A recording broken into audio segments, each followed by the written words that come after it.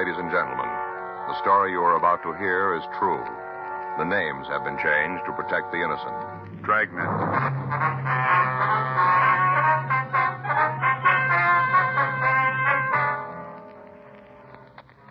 You're a detective sergeant. You're assigned to juvenile detail. 4 children in your city have apparently been abandoned by their mother. There's no trace of the woman's whereabouts. There's a possibility of foul play. Your job, investigate. It was Friday, February 8th. It was raining in Los Angeles. We were working the night watch out of juvenile detail. My partner's Frank Smith. The boss is Captain Powers. My name's Friday. I was on my way back from Juvenile Hall, and it was 7:46 p.m. when I got to 1335 Georgia Street. The office. Joe? Yeah, Irene? You talked to Captain Powers? Yeah, the way it looks, Frank's going to be tied up in court for a couple of days. Going kind of hard. Gang war, isn't it? Yeah, seems like everybody in town's climbed on this one. Really making a big thing out of it. Uh-huh. Fellow skipper said I was supposed to give you a hand on anything that might come up. Then you just made it. Hmm? Woman in the next office. You better talk to her. What's it about? It'll be better if you got it straight from her. Was she a crank? I don't think so. See what you can figure. All right. Mrs. Eggers? Yes, Miss Gardner. You ready to do something about this? Yes, ma'am. I'd like you to meet Sergeant Friday. Joe, this is Mrs. Eggers. How do you do? Miss Eggers? If you'd give him the story the way you told it to me. You bet I will. Sit down, young man. I'll tell you all about it. All right. Get your book out. I beg your pardon? Your book. You're going to take some notations, aren't you? Well, if you'll just tell us what this is all about. Yeah. Well, I don't want you to get the idea that I'm the nosy type. I'm not. It's just that I take an interest in the things that go on around me. Civil-minded's the way they put it in the papers. Uh-huh. Of course, there are people who say that I pay too much mind to their business, but it isn't true, not a bit of it. If you'd tell the sergeant what happened. Oh, yeah. Well, these people moved into the house about 6 months ago, the 5 of them. Yes, ma'am. Stevie, Pamela, Carol, Martin, and the mother, Rowena. 4 kids and the mother. All right. Would you like to go on? Well, now, right off, I could spot this woman. Seen a lot of them. How do you mean that, Miss Eggers? You can make it crystal if it's any easier. Yes, ma'am. What did you mean? That you've seen a lot of them? Alkies, you know. Drunks. Mm-hmm. Well, she's one. I could spot it right off. Her and those 4 beautiful children. Yeah. Well, first few months they lived there, I'd maybe see her a couple times a week, you know, going in the house or coming out. Just a couple times a week. I see. Last week, 10 days, I haven't seen her at all. Not even a little sight. Mm-hmm. So right off, I figured that something was wrong. That's the way it looks to me. All right, thank you, Miss Eggers. We'll check on the house right away. Well, that's what I wanted this policewoman to do. I told her I'd go right along with you. Well, that won't be necessary. Now, listen, young man, if there's anything wrong with them kids, I want to know about it. I want to do my part. The whole neighborhood's talking. Is that right? Sure. Little Stevie's been to all the houses looking for something to do, asking for work. It just seems to me that there's something wrong about the whole caboodle of them. Not seeing the mother and the way the boy don't eat the lunch plate, not seeing the other kids. There's something that don't fit over there. All right, ma'am, we'll look right into it. You just do that. You'll see what I say is true. Thank you, Mrs. Eggers. Don't go thanking me. Just trying to be civil-minded, that's all. Mm-hmm. Just seems that there isn't anybody who cares about those kids. Well, that's not true, Miss Eggers. What? We do. 8:14 p.m. Policewoman Irene Gardner and I left the office and drove over to the address the Eggers woman had given us. The house was a small one-story clapboard building located on the rear of the lot. The front yard was overgrown with weeds, and there were neighborhood advertising papers lying around. When we arrived, there was a faint light on in one of the front rooms. Irene and I went up to the front door, and we knocked. We got no answer. I tried the door, but we found it locked. There was no sound from inside the place. The shades were drawn over the windows so that it was impossible for us to see into the house. We walked around to the rear and tried the back door. It's locked. Yeah, doesn't look like there's anybody home. Uh-huh. Well, let's talk to that Eggers woman again, huh? All right. Doesn't make a lot of sense, does it? From the story she gave us, the kid should be at home. Well, she might be seeing things, Joe. You know, trying to figure out some way to get attention. Yeah, might be. Didn't seem like that to me, though. Joe? What? What do you got there? The front window. There, you see it? Yeah, there's somebody in there. Come on, let's go.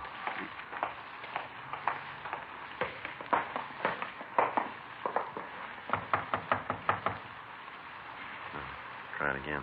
Yeah. Not answering. Come on, open up in there. We know you're in there. Come on. Open the door. What do you want? Police officers, let us in. There's nothing wrong. Go away. No, we can't do that. Now, come on, open up. Who are you going to arrest?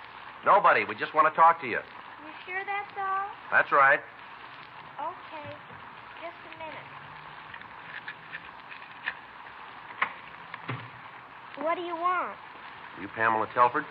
I haven't done anything wrong. Well, we didn't say you did. Then what are you doing around here? What are you looking for? Is your mother in? What? Is your mother home? Well, yeah, she's here. Well, we'd like to see her if it's all right. You can't. You can't see her. Well, afraid we're going to have to. She's lying down, asleep. That's why you can't talk to her. Well, what's the matter, little girl? Nothing. Why'd you ask something like that? Don't you think you better let us in? We're going to have to talk to your mother. But she's asleep. She's tired. You can't talk to her. You can't. Now, come on. You want to go in and wake her up? There's some things we've got to talk to her about. I wonder if we could come in. It's kind of wet out here. How about it? And then you can get your mother and we can have our talk, huh? I guess you can come in. I guess it's all right. Come on in, Joe. Yeah. The front room was about 12 feet square. The only light in the room came from a candle in a jelly glass on a table. The only furniture in the place was the table that held the candle and a torn artificial leather and chrome couch. The floor was covered with paper, rain-soaked cardboard boxes, and dirty clothes. At a half a dozen different places, drops of dirty water were seeping through the roof. The water was being caught in empty tin cans that had been placed around the room. To the left was a door to a bedroom. In it, in a wooden crib, were 2 children. From the descriptions we'd gotten from the Eggers woman, we recognized them as Martin Telford, age 4, and his sister Carol, age 2. As soon as the children saw Irene and me, they hid their heads under the dirty blanket that covered the crib. There was nothing else in the room except a dirty mattress lying on the floor in one corner. From the appearance of the bedding, it hadn't been laundered or changed in at least 3 weeks. On the other side of the house, a small kitchen was piled high with dirty dishes, pieces of rotting food, and empty tin cans. The plumbing in the house had apparently been out of order for several weeks. While Irene and I looked over the house, the girl who'd met us at the door, Pamela Telford, followed us. When we got back to the front room, she started to cry. All right, you want to tell us where she is? Come on, Pamela. It's not as bad as all that, is it? Here's a handkerchief. Here you are. Now, where's your mother? She's out looking for a job. Well, it's kind of late for that, isn't it? I don't know. That's what she's doing, though. Out looking for a job. Well, now, why'd you tell us that she was here tonight? Because I didn't know what you wanted. I thought you were trying to arrest her. Well, why'd you think that? Because that's what she said. Your mother said that? Yes. She told us that policemen arrested people. She told us about it. How you did it once to her. Your mother's been arrested? Yes. Do you know why? Because she was. Well, what for, do you know? She got sick. She got sick and they put her in jail. Mm-hmm. That's why I told you she was asleep. I thought that you'd go away and leave us alone. It's sure cold in here. Yeah. Do you have any heat in the house, Pamela? There's a heater in the bedroom. Oh, I'll turn it on. Good. It doesn't work. What? The heater doesn't work. Marty was playing one day and he broke the little rods in it. It doesn't work anymore. Well, we should be able to get some heat out of it. No, you won't. There isn't any gas. They turned it off. Uh-huh. Well, I think maybe you youngsters better come downtown with us, don't you think? Why? Well, it'll be warm down there, a lot more comfortable for you.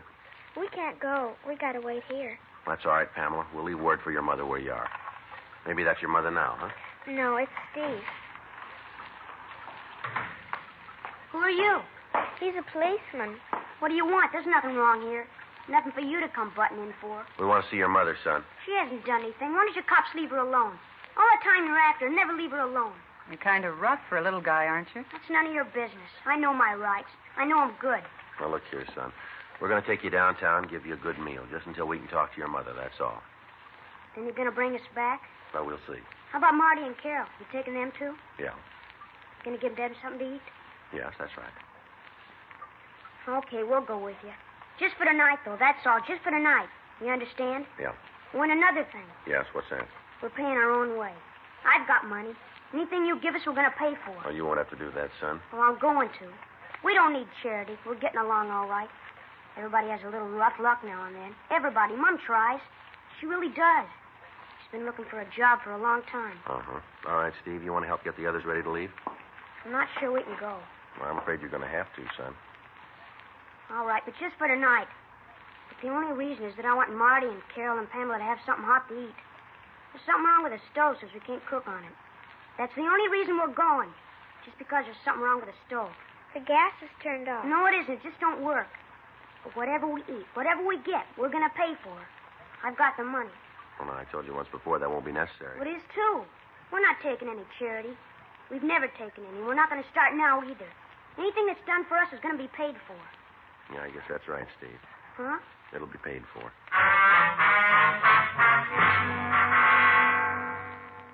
8:56 p.m. Men from the crime lab arrived and photographed the entire house. The pictures were held for evidence. A search of the house showed that there was no food for the children. In a cardboard box in the bedroom under a pile of toilet articles, we found a photograph of a man and a woman taken at what appeared to be a beach photographer's.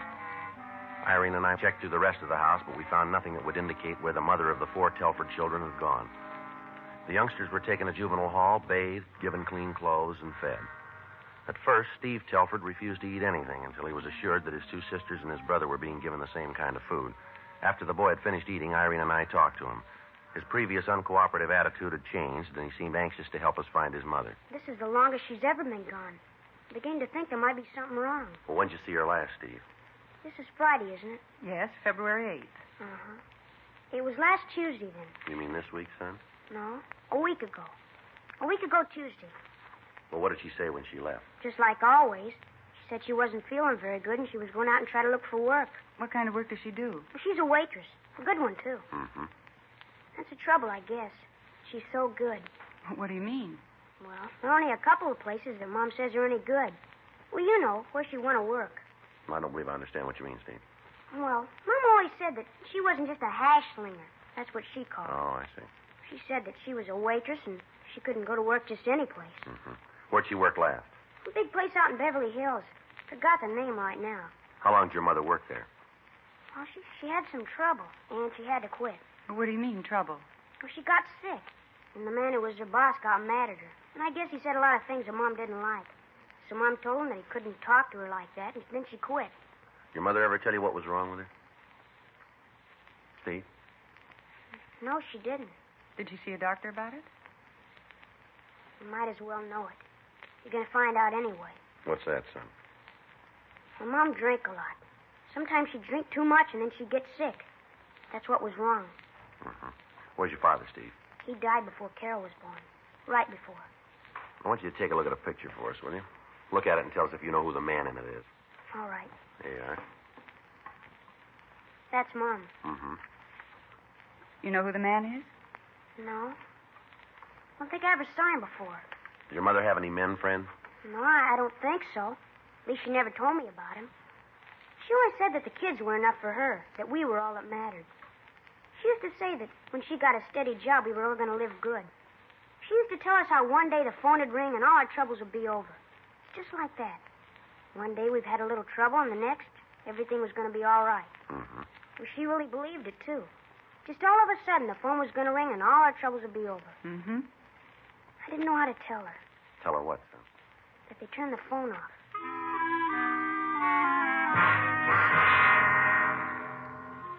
We had the name Rowena Telford checked through R&I. We found that the boy's story was true. The woman had been arrested once on a charge of 4127A LAMC, being drunk in a public place. Irene put in a call to the Waitresses Union and asked them to check to see if the woman was working any place in town. They came back with the information that the last job she'd held had been 6 months before, and that she'd been fired for insubordination and for being drunk. We showed the picture of the man and woman that we'd found at the Telford home around the department in the hopes that one of the officers might recognize the place where it was taken. None of them did. The next morning, we had several copies made, and we began a search of the bars along 5th Street. We asked each bartender if he'd ever seen the man or the woman. In the first 4 places we checked, we got yes answers to the query about the woman, but none of the people we talked to could tell us anything about the man in the picture. 2 more days passed without results. In the meantime, a warrant had been issued ordering the arrest of Rowena Telford, charging her with child neglect. A local and an APB were gotten out on her. On the 3rd day after we'd started our search for the missing woman, we talked with a bartender who was able to give us the name of the man in the picture. He described the man as a fry cook in one of the smaller restaurants down on 5th Street. We checked the restaurant, but we found that he'd been fired on Monday, the 28th of January. A check of his home address gave us no indication as to where he might be. Irene and I went back to the office and checked the name through R&I. Joe? Yeah. Did you come up with anything? Check the name. He's registered as an ex-convict. Uh-huh. Where'd he fall? Back in Pennsylvania. Did time for ADW. Well, we better talk to him, huh? Right now he looks awful good. Why'd you say that? What he was arrested for. Yeah. He tried to beat a woman to death.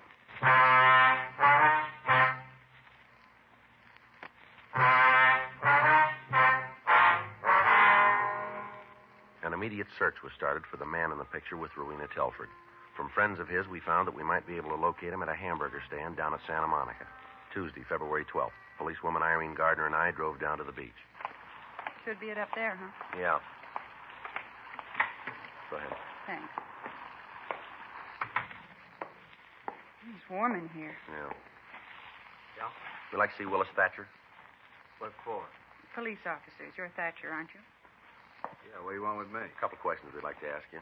Sure, I got nothing to hide. No reason to give you any trouble. What do you want to know? You know a woman named Rowena Telford? Why do you ask that? It's a simple question, Thatcher. Can you give us the right kind of an answer? How about it? Yeah, I know her. Why? What's she done now? When'd you see her last? I don't know, a couple of weeks ago. Narrow that down, will you? Why? Listen, anything she did, I had no part of. We understand you were pretty friendly with her. That's not true. Sure, maybe I had a couple of dates with her, not more than a couple. That's it.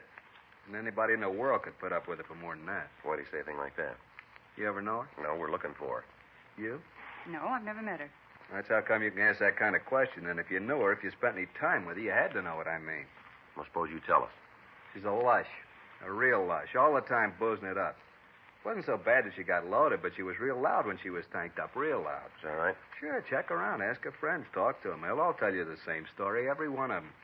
First off, she'd have a couple of drinks. Next thing you know, any fellow with her would be trying to get out of a place without getting his head knocked off. She was always starting trouble.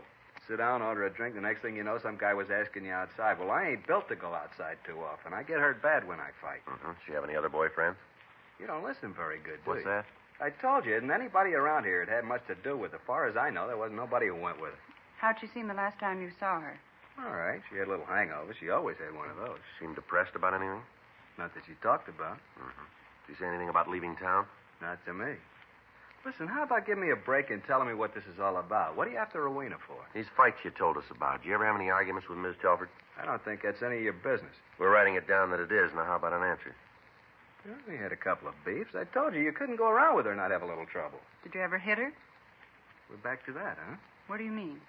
You know the record, the time I did. You figure maybe I did something to Rowena, isn't that it? You think I hurt her? We're asking you. Well, you're way off the road. I ain't going to try to con you. Sure, maybe I had a lot of reasons to want to belt her. I used to think a lot of Rowena. Awful lot. But that's all over. All I want her to do is to leave me alone. Stay away from me. I didn't ever hit her. I didn't hurt her, no matter what you think. All right. You got to believe that. I guess it sounds funny. I ain't trying to fool anybody. I'm ready to admit it. I'm a bum. Mm-hmm. She didn't have to keep telling me, not all the time. I knew it. Yeah. Nobody likes to be called a bum, Mm-hmm. even if you know it's true. 1:47 p.m. We drove the suspect over to his rooming house and we checked the premises. We found nothing that would definitely tie him in with the disappearance of the Telford woman.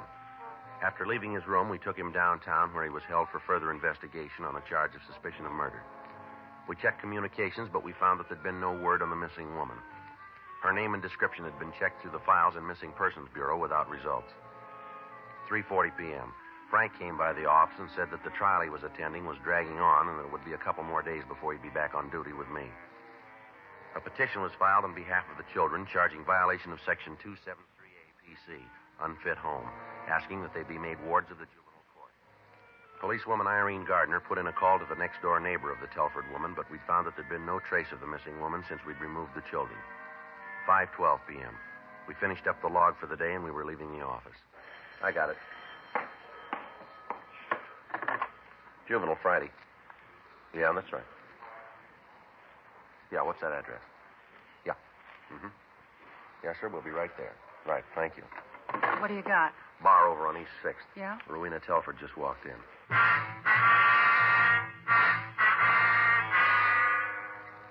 The bartender was one of those that we'd questioned when we first started our investigation. At the time, he knew the Telford woman, but he said that he hadn't seen her for several weeks. On the phone, he told me that she just walked into his bar. Irene Gardner and I left the office and drove over to the East 6th Street address, but the woman had just left. We had her description and a description of the clothes she was wearing. We put that out to all cars in the area, but she was not picked up. Irene Gardner and I went back to the office, and we put out a supplementary bulletin on the woman. At 8:14 p.m., we got a call from the woman who'd made the original complaint, Mrs. Crystal Eggers. She told us that the Telford woman had just walked into her own home. Irene and I left the office, and we drove out to the house on Vallejo Street. Light on. She must still be home. Yeah. Who is it? Police officers, we'd like to talk to you. Just a minute. It's about time you got here. You got 'em yet? I beg your pardon? You got the little brats? They all run off, all of them. Get my hands on them, and they're going to get what for. Where are they? We have them downtown, Miss Telford. Why don't you bring them home? This is where they belong. When I get my hands on them, oh, what I'm going to give that little Steve. You mind if we come in? No, come right ahead. You got to kind of excuse the way the house looks. I've been away for a couple of days. You can see how the kids can mess the place up. I'm Sergeant Friday. This is Miss Gardner. Oh, how you do? Would you like to sit down? No, that's all right.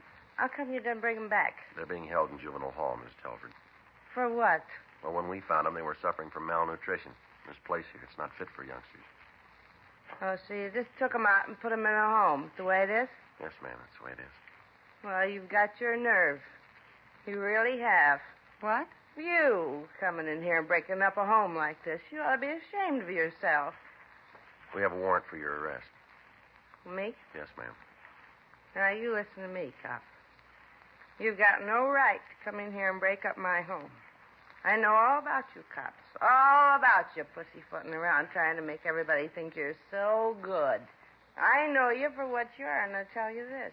Yes, ma'am, what's that? You better get those kids back here fast. Do you hear me? You get them back here fast, because if you don't, I'm going to sue you and her and the city for every dime it's got. I'll take this to any court in the country I have to, but I'm going to get my kids back. You ain't half as good as you think you are. You want it plain, real plain, so you can understand it. You stink, that's what. All of you stink. All right, ma'am, I think that's enough of that. Where have you been for the last 2 weeks? It's the most terrible thing that ever happened to me. To anybody. He told me he loved me and said we was going to get married.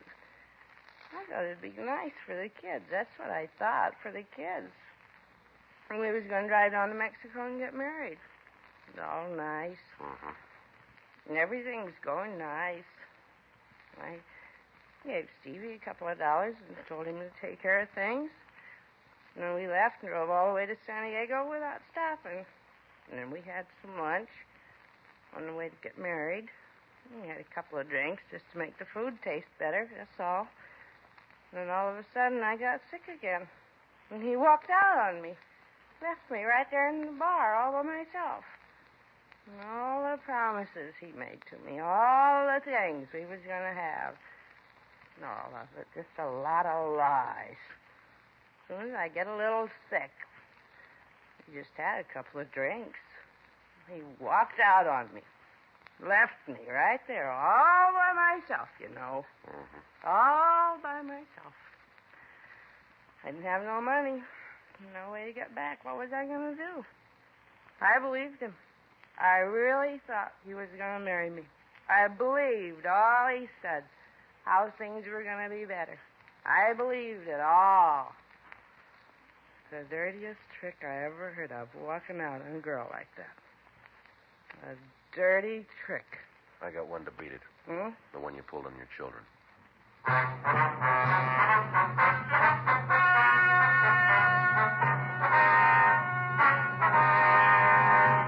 Rowena Esther Telford was tried and convicted of violation of Section 273A PC, endangering the life and safety of a minor, which is punishable by imprisonment in the county jail for a period of not more than 1 year. The 4 Telford children were made wards of the juvenile court and were placed in foster homes. You have just heard Dragnet, the authentic story of your police force in action, and starring Jack Webb, a presentation of the United States Armed Forces Radio Service.